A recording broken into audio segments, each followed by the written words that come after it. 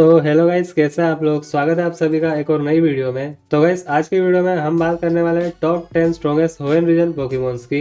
वैसे मैं बता दूं कि मैंने इसी टॉपिक के ऊपर पहले भी एक शॉर्ट वीडियो बना रखी है। अगर तुम लोगों ने वो शॉर्ट वीडियो नहीं देखी है तो डिस्क्रिप्शन में लिंक है, तुम लोग वहां से जाके देख सकते हो। तो चलो अब इस वीडियो को स्टार्ट करते हैं। लेकिन उससे पहले अगर तुम लोगों ने इस वीडियो को अभी तक लाइक नहीं किया है तो प्लीज इस वीडियो को एक लाइक कर देना और मेरे चैनल को सब्सक्राइब भी कर देना और उस बेल आइकन को भी प्रेस करके ऑल पर सेट कर देना, ताकि जब भी मैं कोई न्यू वीडियो अपलोड करूँ तो तुम्हें उसकी नोटिफिकेशन मिल जाए। तो चलो अब इस वीडियो को स्टार्ट करते हैं। नंबर 10 लेजेंडरी टाइटंस, जिसमें रेजिरॉक, रेजिस्टील और रेजिआइस आते हैं। बात करें रेजिरॉक की तो रेजिरॉक रॉक टाइप का एक लेजेंडरी पोकेमोन है और ये एक सिंगल स्टेज का पोकेमोन है। ऐसा कहा जाता है कि रेजिरॉक को लेजेंडरी पोकेमोन रेजिजिगास ने क्रिएट किया था रॉक का यूज करके। बैटल करने के बाद जब रेजिरॉक डैमेज हो जाता है तो वो नए पत्थर ढूंढता है अपने आप को रिपेयर करने के लिए। एमेट में रेजिरॉक ने काफी ज्यादा अच्छा परफॉर्म किया था और ब्रेंडन के रेजिरॉक ने तो लिटरली ऐश के सेप्टाइल को हराया था। और जर्नीस में हमें क्विलन के पास भी रेजिरॉक को दिखाया गया था। ओवरऑल रेजिरॉक ने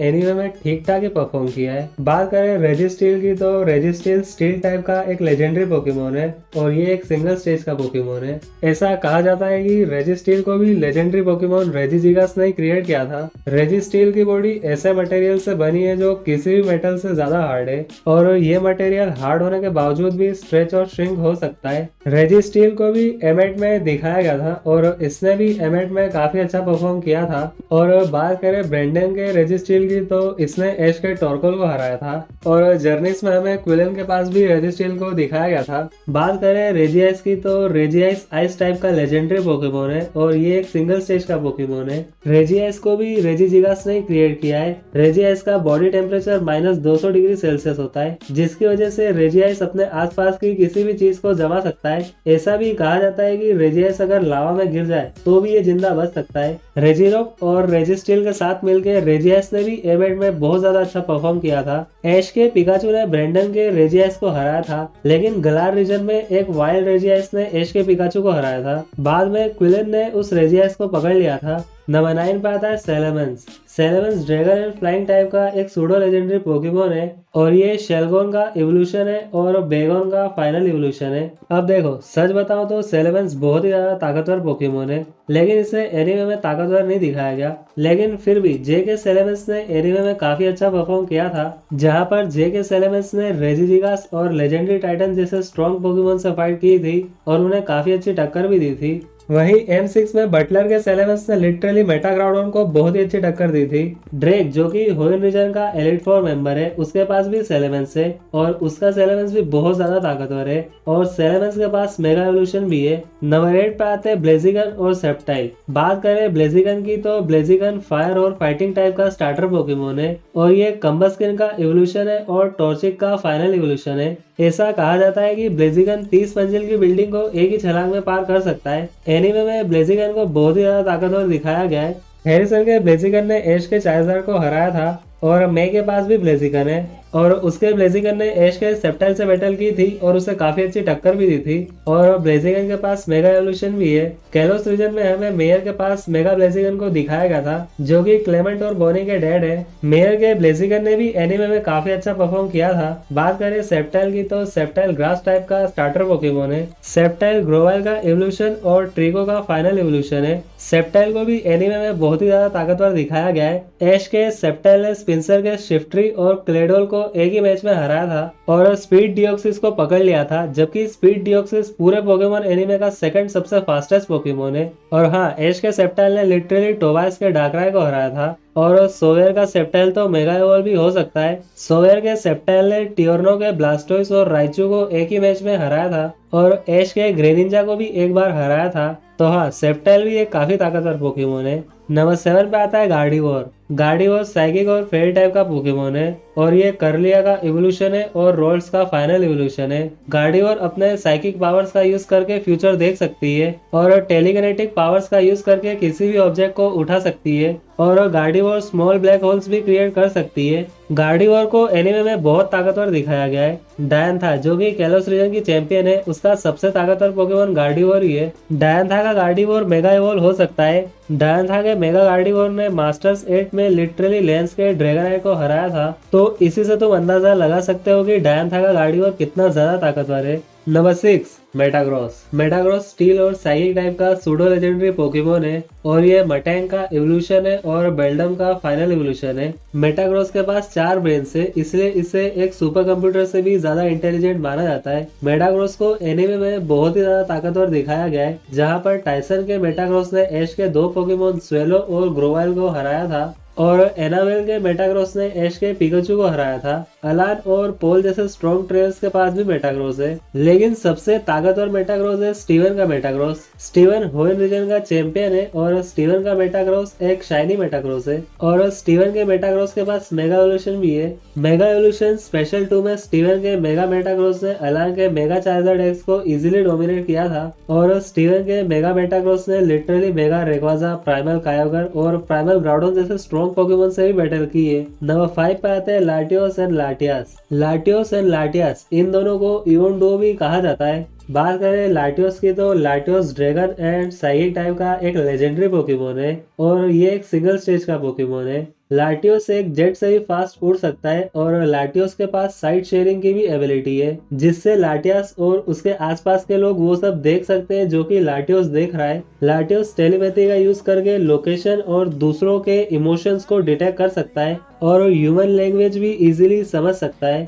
लाटियोस को M5 में दिखाया गया था और लाटियोस ने M5 में बहुत ज्यादा अच्छा परफॉर्म किया था। और हाँ, टोबाइस के पास भी लाटियोस है। टोबाइस के लाटियोस ने ऐश के सेप्टाइल और स्वेलो को हराया था और पिकाचू से टाई किया था, लेकिन M18 में लाटियोस ने बहुत ही ज्यादा अच्छा परफॉर्म किया था। M18 में लाटियोस मेगा इवॉल्व भी हो सकता था और M18 में लाटियोस ने बहुत ही ज्यादा स्ट्रॉन्ग लेजेंडरी पोकेमोन से फाइट की थी। बात करें लाटियास की तो लाटियास ड्रैगन और साइकिक टाइप की एक लेजेंडरी पोकेमोन है और ये एक सिंगल स्टेज की पोकेमोन है। लाटियास बहुत ही ज्यादा इंटेलिजेंट पोकेमोन है और ह्यूमन लैंग्वेज भी समझ सकती है। लाटियास टेलीपैथी का यूज करके दूसरों से कम्युनिकेट कर सकती है और लाटियोस की तरह लाटियास के पास भी साइड शेयरिंग की एबिलिटी है। लाटियास को भी M5 में लाटियोस के साथ दिखाया गया था और लाटियास ने भी M5 में अच्छा परफॉर्म किया था।